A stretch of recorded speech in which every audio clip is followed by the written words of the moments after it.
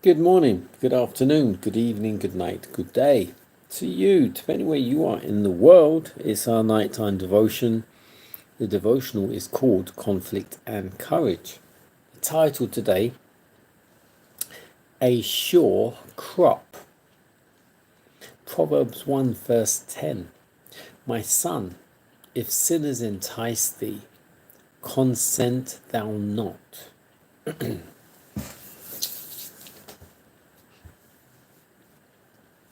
Samson, in his peril, had the same source of strength as had Joseph.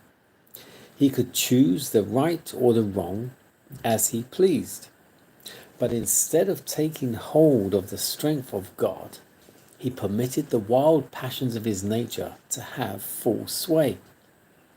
The reasoning powers were perverted, the morals corrupted. God had called Samson to a position of great responsibility, honor, and usefulness, but he must learn first to govern by first learning to obey the laws of God. Joseph was a free moral agent. Good and evil were before him. He could choose the path of purity, holiness, and honor, or the path of immorality and degradation. He chose the right way, and God approved. Samson, under similar temptations which he had brought upon himself, gave loose rein to passion.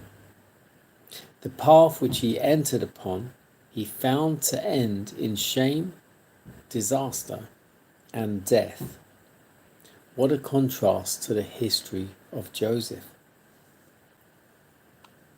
The Lord has, in his word, plainly instructed his people not to unite themselves with those who have not his love and fear before them. Such companions will seldom be satisfied with the love and respect which are justly theirs. They will constantly seek to gain from the God-fearing wife or husband some favor which will involve disregard of the divine requirements. To a godly man and to the church with which he is connected, a worldly wife or a worldly friend is as a spy in the camp, who will watch every opportunity to betray the servant of the Christ and expose him to the enemy's attacks. The history of Samson conveys a lesson for those whose characters are yet unformed, who have not yet entered upon the stage of active life. The youth who enter our schools and colleges will find there every class of mind. If they desire sport and folly, if they seek to shun the good and unite with evil, they have the opportunity where sin and righteousness are before them, and they are to choose for themselves. But let them remember that whatsoever a man soweth, that shall he also reap.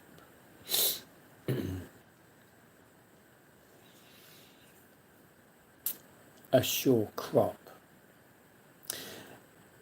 And it draws a sure crop is how it sums it up at the very end. Whatsoever a man soweth, that shall he also reap. What you do in your life leads you onto where you're going. How you deal with people, how you treat people, surely determines what kind of people you will attract to you.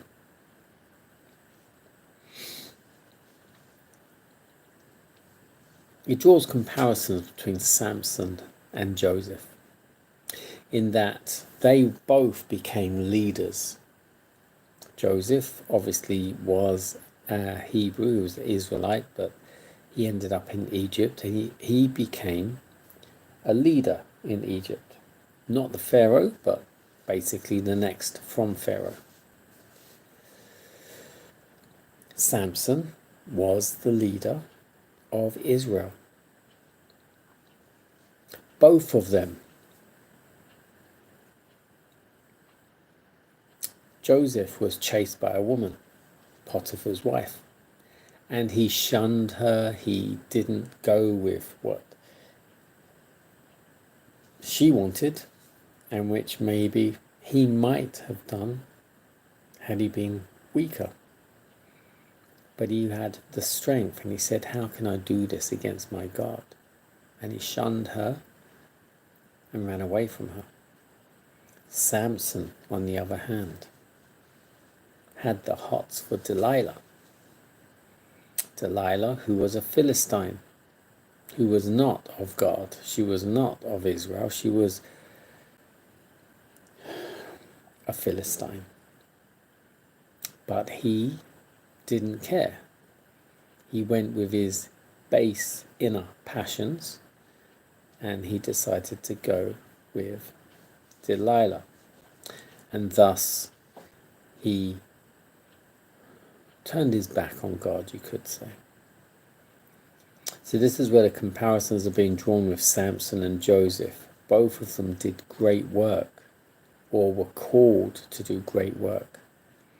Samson could have been someone even greater than he was, but he chose the wrong path. Joseph, on the other hand, chose the right path. He saved all of Israel.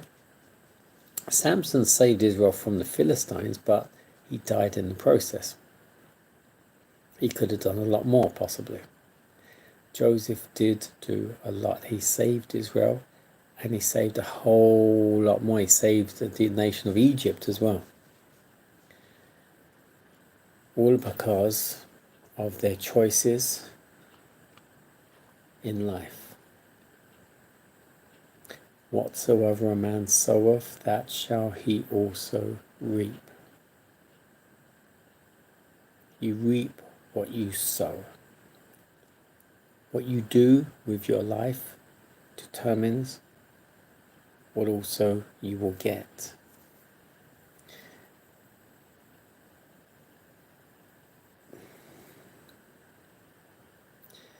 It's not an easy path. It is not an easy path to wait on God, to wait for your blessing, to go through trials, temptations, as did Joseph, as did Samson.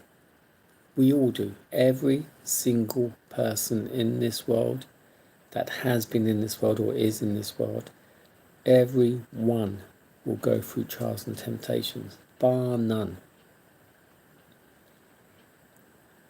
And it's up to you how you choose to decide on how to deal with those trials and those temptations.